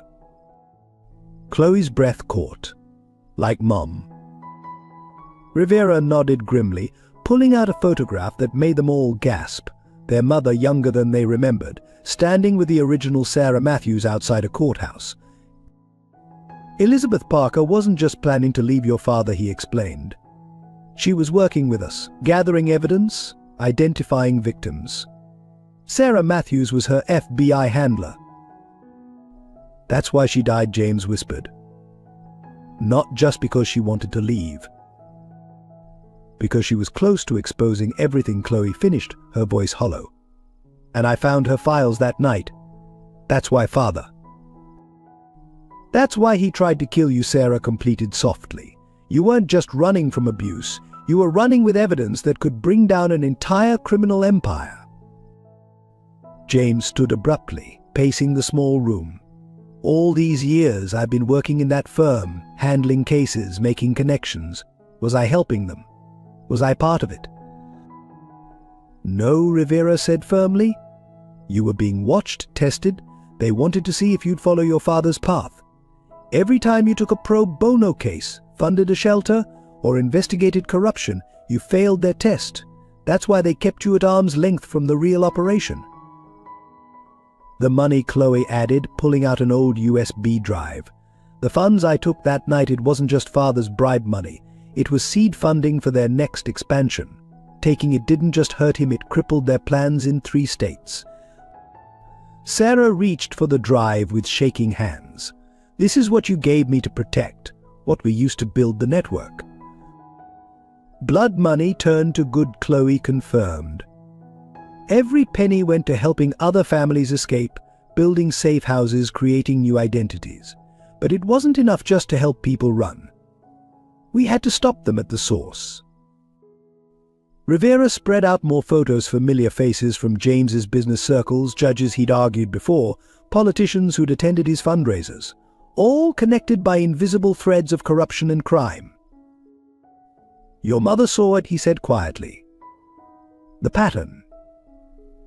How they groomed children from powerful families to take over, how they isolated and controlled anyone who might expose them. She wasn't just trying to save you too. She was trying to break the cycle. James sank back into his chair, memories realigning with brutal clarity. The internship's father insisted on, the social events, the right connections. He was presenting me to them, setting me up to take his place, Rivera confirmed. And when you resisted, when you showed the same streak of justice your mother had, they started watching you more closely. That's why finding Chloe became so impossible. They made sure every lead you followed led nowhere. But Max knew, Sarah said suddenly. That's why he acted so strangely around certain people, why he was so protective of Lily. He could sense who was connected to them. Dogs know, Chloe smiled sadly. That's why the network started using therapy dogs in safe houses. They can sense danger better than any security system. But Rivera pulled out one final document, a list of names, dates, and locations. This is everyone they've helped disappear over the past 30 years. Some were victims being hidden. Others were threats being eliminated. Your mother's name is on here, so is the real Sarah Matthews. And me, Chloe added quietly. Page 3. Caroline Parker terminated during escape attempt. They thought they'd killed me that night. By the time they realized I'd survived, the network had hidden me too well. James studied the list, recognizing too many names. Clients who'd suddenly dropped cases, witnesses who'd vanished before testifying, activists who'd gone silent. All part of a pattern he should have seen. What happens now? Sarah asked, her nurse's instinct for triage taking over. Now. Rivera stood, gathering the evidence. We move. The FBI has enough to start rolling up the entire operation. But we need you, all of you. Your mother's evidence, Chloe's documentation, James's insider knowledge of the legal framework they used, even your experience with the underground network. Sarah, together you can help us end this. It won't be safe, Chloe warned. They'll come after us harder than ever. Let them come, James said firmly. His mother's strength, he realized, had been in him all along, just as it was in Chloe, in Lily, in the fierce protective love that had driven them all. Max protected us until his last breath, Sarah added, touching her ring, the symbol of their complicated, unbreakable bond. Now it's our turn to protect others. Rivera nodded approvingly. Elizabeth Parker would be proud of you all. She saw this day coming, planted the seeds that would eventually expose everything. And now we finish what she started, Chloe completed, determination replacing the shadows in her eyes. They looked at each other, the broken pieces of a family forged in trauma, but strengthened by love, finally understanding the true scope of their mother's legacy and their own purpose. In the days following the explosive revelations, Rivera brought them to a secure FBI facility to review one final set of documents. This time they came from an unexpected source, their mother's private investigator. Elizabeth Parker didn't just die in an accident, Rivera explained, laying out surveillance photos. She was building a case, not just against your father, but against the entire network, and she had help from someone on the inside. He produced a letter, the handwriting instantly recognizable to both James and Chloe. Father's secretary. James breathed. Maria. She was more than that, Chloe said quietly. She was our real grandmother. So the revelation hit James like a physical blow. What? Mother's biological mother, Chloe explained. Given up for adoption as a baby during one of the network's earliest operations. She spent her entire life working her way into a position to protect her daughter, our mother, without ever being able to tell her the truth. Sarah, who had been studying the photographs, gasped softly. The resemblance. How did we not see it? Because we weren't supposed to, Rivera said. Maria Martinez spent 30 years documenting everything. Every transaction, every victim, every cover-up. She was the original source of the evidence your mother was gathering. James remembered Maria, always kind, always watching, slipping him cookies when his father wasn't looking. She disappeared right after Mother died. Father said she'd retired. She went underground, Rivera confirmed. Continued gathering evidence, protecting others like your mother. She's the one who helped set up the original escape network that Sarah's predecessor used. But is she? Chloe couldn't finish the question. Alive? Yes, Rivera smiled, and ready to meet her great-granddaughter when you're ready. Lily, who had been quietly petting Caesar in the corner, looked up. Another grandmother. One who's been protecting us all along, Sarah said softly, just like Max. James sank into a chair, overwhelmed. All these years, the secretary who seemed to know everything, who always looked at Mother with such sadness, who left Max's favorite treats in places he could find them, Chloe added. Who made sure I found those documents that night. She orchestrated my escape, didn't she? Rivera nodded. She couldn't save Elizabeth in time. She wasn't going to lose you too. The network, Sarah realized, it wasn't just random good people helping others. It was organized, planned. By a grandmother trying to protect generations of children from the fate she suffered, Rivera confirmed. Maria turned her pain into purpose, her loss into a mission. Sound familiar? They all looked at the Max Foundation logo on the wall, a silhouette of a German shepherd standing guard over a family. There's more, Rivera continued. Your father knew. Not about Maria being Elizabeth's mother, but about her documentation. That's why he had her watched, why he limited her access to the family. But he never realized she'd been 10 steps ahead of him the whole time. Like a chess game, James murmured. She sacrificed her chance to know her own daughter to protect her from afar. And then protected us, Chloe added. Through Mom, through the network, through Max. Through me, Sarah said quietly. The original Sarah Matthews was working with her, wasn't she? That's why Mrs. Chen trusted me with her identity, with Lily. Rivera produced one final document, a family tree, meticulously documented, showing generations of victims and survivors connected through Maria's careful planning. Your grandmother didn't just create an escape network, he explained. She created a legacy of protection. Every person she helped went on to help others. Every safe house became a link in a chain. Every story of survival became a blueprint for the next rescue. Lily moved to study the family tree, Caesar at her side. Like ripples in a pond, she said wisely. One good deed spreading out to help more people. Exactly, Chloe hugged her daughter. And now we're part of those ripples. James stood, decision made. I want to meet her. She's waiting, Rivera smiled. Has been for 20 years. Said she knew eventually the Parker children would figure it out. That Max would lead you to the truth. Max knew, Sarah realized. That's why he always lingered at Maria's office door, why he followed her home sometimes. Dogs know, Lily said, echoing Chloe's words from earlier. They can sense who's really family.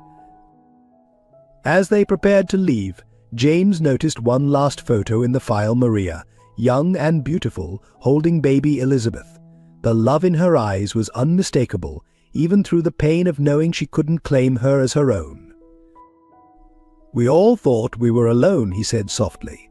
Running, hiding, fighting in our separate ways. But we were being watched over all along. By a grandmother who turned her tragedy into triumph, Chloe agreed. By a mother who died trying to protect us, Sarah added. By Max, who never lost faith, Lily contributed. And now, Rivera concluded, by all of you. The Parker legacy isn't what your father built. It's what Maria and Elizabeth started, what Chloe continued, what you're all building together now. As they left the facility, heading to meet the grandmother they never knew they had, James felt pieces of his past shifting into new patterns.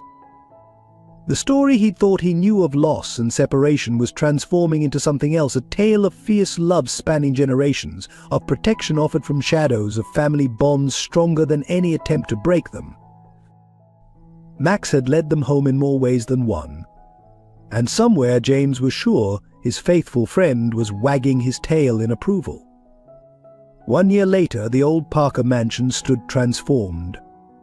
Where once imposing gates had kept secrets locked away, now welcoming gardens led to the newly established Max Foundation, a sanctuary for families escaping abuse and trafficking.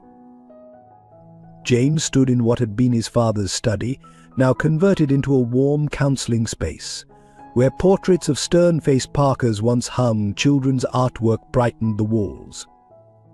In the corner, a special memorial displayed Max's collar, alongside a photograph of the loyal dog with a young Chloe and James. The first group arrives tomorrow, Sarah said, entering with a stack of files. She'd left nursing to run the Foundation's medical program, her experience with the underground network proving invaluable. How many? 3 families. 2 from the trafficking ring we exposed in Boston. 1 from, she hesitated, 1 from your father's old associates. James nodded grimly. The past year had seen the systematic dismantling of the criminal empire his father had served. Each revelation had brought new horrors, but also opportunities to help those who'd been trapped within it. A bark from the garden drew their attention. Through the window, they watched Lily playing with Caesar, the German Shepherd puppy they'd adopted from the Foundation's therapy dog program. The dog's protective instincts reminded them all of Max. She's doing better, Sarah observed. The nightmares are less frequent. Having Chloe here helps, James agreed. Having all of us together. As if summoned by their words, Chloe appeared in the garden, returned from another successful mission. The network she'd built now worked openly with law enforcement, using their expertise to identify and rescue victims. Lily spotted her mother and ran to her, Caesar bounding alongside. The sight of them together, safe, happy, whole, still made James's heart ache with gratitude. Uncle James, Lily called out, waving for him to join them. Caesar learned a new trick. He moved to join his family in the garden, noting how Sarah's hand slipped naturally into his. Their relationship had grown slowly, carefully, built on shared purpose and understanding. Watch, Lily commanded Caesar. Guard. The puppy immediately positioned himself between Lily and the garden gate, alert and protective, just like Max would have done. Good boy, Chloe praised, though her eyes were misty. They all still felt Max's absence keenly, especially in moments like these. The renovation team finished the East Wing, James reported, changing the subject. We can house up to 15 families now, with separate spaces for counseling and skill training. Mom would be proud, Chloe said softly. This place that caused so much pain transformed into a sanctuary. They had found their mother's old journals during the renovation, hidden in a wall cavity. The pages detailed not just the abuse she'd endured, but her dreams of turning the mansion into a haven for others seeking escape. Even in her darkest moments, Elizabeth Parker had planned for hope. The FBI called, Sarah added. They've located 3 more safe houses connected to Blackwood's operation. They want Chloe to consult on the rescue planning. I'll go tomorrow, Chloe nodded. After we welcome the new families, I want Lily to understand that this is what we do now. We help people find their way home. But like Max helped us, Lily asked, wise beyond her years. Exactly like Max, James knelt beside her. Remember what we said about his spirit? It lives in every dog who protects people, Lily recited, and in every person who helps others feel safe. Caesar barked as if in agreement, making them all smile. The therapy dog program is expanding, Sarah reported. 10 more dogs in training, all rescued from abuse themselves. There's something powerful about healing together. James watched as Lily showed Caesar around the garden, pointing out her favorite spots, just as Chloe used to do with Max. The puppy followed attentively, already devoted to his young charge. "I got another call," Chloe said quietly. "From Rivera.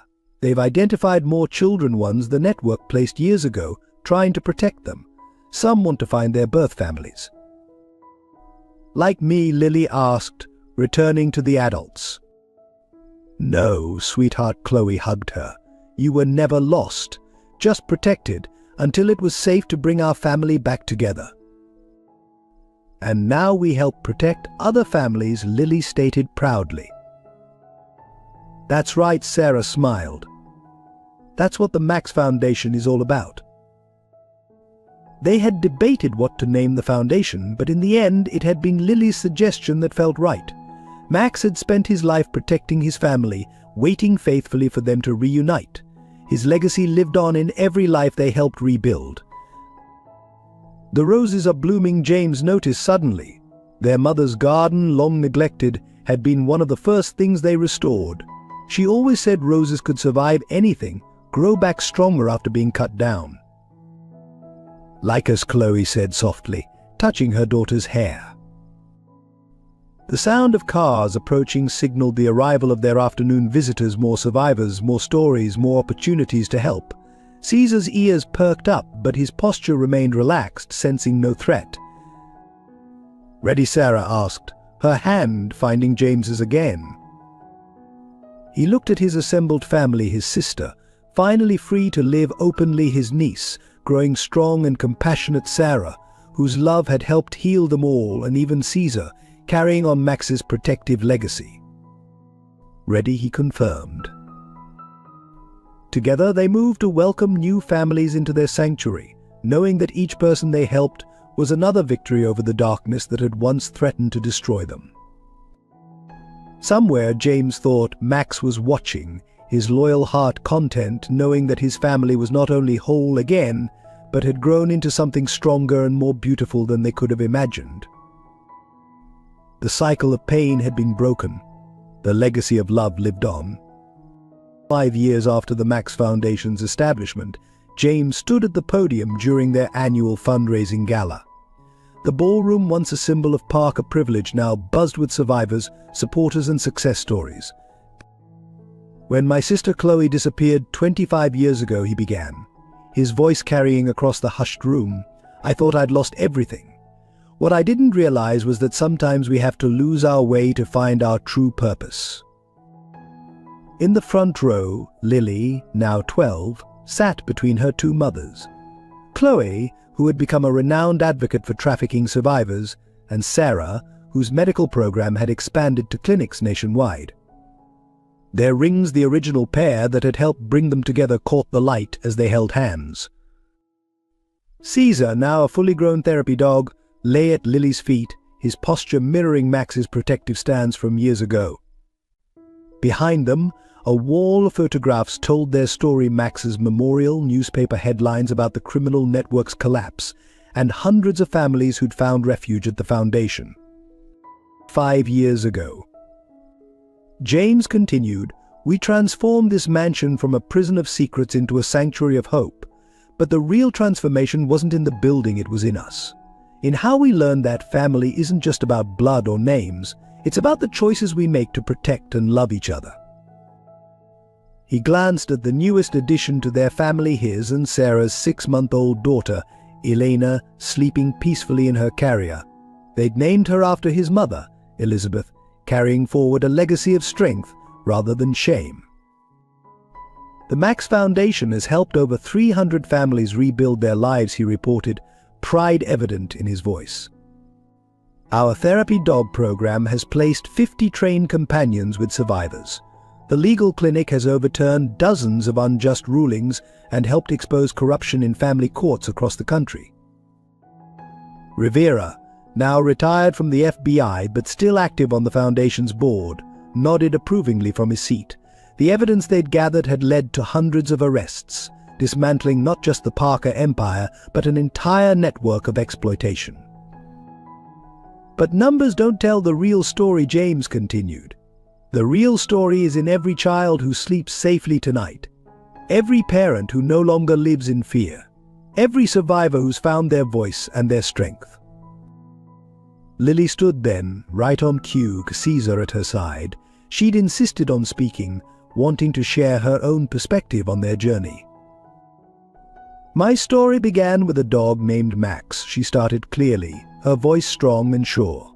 He protected our family until we could find our way back to each other. Now, every time we help another family, every time we place another therapy dog, his spirit lives on. In the years since Max's passing, Lily had become the heart of their mission. She worked with the therapy dogs, welcomed new families, and showed other children that trauma didn't have to define their future. The rings my mother's wear, she touched the matching bands on Chloe and Sarah's fingers, remind us that magic isn't about spells or wishes. It's about the power of promises kept, of love that never gives up, of hope that survives even the darkest times. Caesar pressed against her leg supportively as she continued. Every family that comes here has their own Max something, or someone that helped them hold on. Find courage, keep believing in better days. We honor that spirit by creating safe spaces where healing can begin. James watched his niece with pride, seeing in her the best of them all: Chloe's resilience, Sarah's compassion, his mother's determination to transform pain into purpose. The foundation isn't just a place, Lily concluded. It's a promise that no one has to face darkness alone, that there's always hope, always a way forward, always people who will help you find your way home. As applause filled the room, James returned to the podium for the final announcement. Today, we're expanding that promise. Thanks to your support, the Max Foundation is opening 5 new locations across the country. Each one will offer comprehensive services: housing, legal aid, medical care, therapy, job training, and of course our signature therapy dog program. Photos appeared on the screen behind him: former mansions and estates, all seized from convicted traffickers and abusers, being transformed into sanctuaries. Every site will have a garden, he added, smiling at Lily, with roses that bloom even after being cut down. Because that's what survivors do, they bloom again, stronger and more beautiful than before. Caesar barked once, as if in agreement, making the audience chuckle. But there was profound truth in the sound, the echo of Max's faithful vigilance living on in each dog they trained, each family they helped protect. 25 years ago, James concluded, a scared teenager and her unborn child fled this house, protected by a network of brave souls who refused to let darkness win. Today we are all part of that network, all guardians of hope, all keepers of the promise that love is stronger than fear, that healing is possible. That family in all its forms is worth fighting for.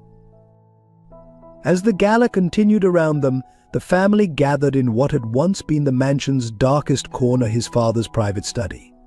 Now it was filled with children's artwork, therapy dog certificates, and a special memorial to Max, complete with his collar and favorite toy. He'd be proud, Chloe said softly, touching the memorial. Not just of what we've built, but of who we've become. Sarah agreed, cradling Elena while Lily played with Caesar nearby. Every life we change, every family we help reunite, it all started with his loyalty. And Mom's courage, James added. And your strength, Chloe. And your love, Sarah. And Lily's wisdom. And your persistence, Lily chimed in, grinning. Even when you were looking in all the wrong places. They laughed together, the sound bright and healing in a room that had once held only secrets and fear. Outside, roses bloomed in Elizabeth's restored garden, their fragrance drifting in through open windows that had been shuttered for decades. This was their legacy now, not the Parker name or fortune, but the simple, powerful truth that love could transform any darkness into light, any wound into wisdom, any loss into hope. Max had shown them the way.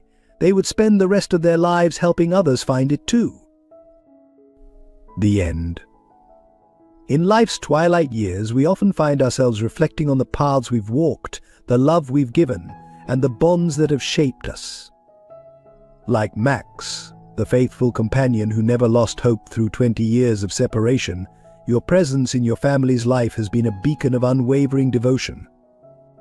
Every smile you've shared, every sacrifice you've made, every moment of patience and understanding, these are the threads that have woven your family's tapestry of love. Just as the Parker family discovered that true strength lies not in wealth or power, but in the courage to protect and nurture those we love, your years of wisdom and care have built a legacy far more precious than any material inheritance.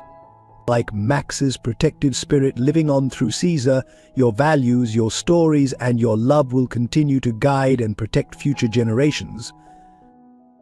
Remember, like Elizabeth Parker's roses that bloom even after being cut down, your journey has planted seeds of resilience and love that will flourish long after you're gone. Every time your grandchildren share your stories, every time they demonstrate the values you've instilled, every time they show kindness and compassion to others, that's you blooming again through them. You are not just a parent or grandparent, you are the guardian of your family's heart, the keeper of its memories, and the foundation upon which future generations will build their own stories of love, courage, and hope.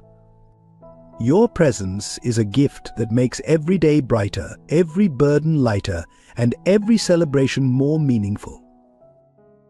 Thank you for being our family's Max, our faithful protector, our unwavering support, our bridge across generations. Your love is the magic that makes our family whole. If this story of love, loyalty, and family bonds has touched your heart, we invite you to be part of our growing community.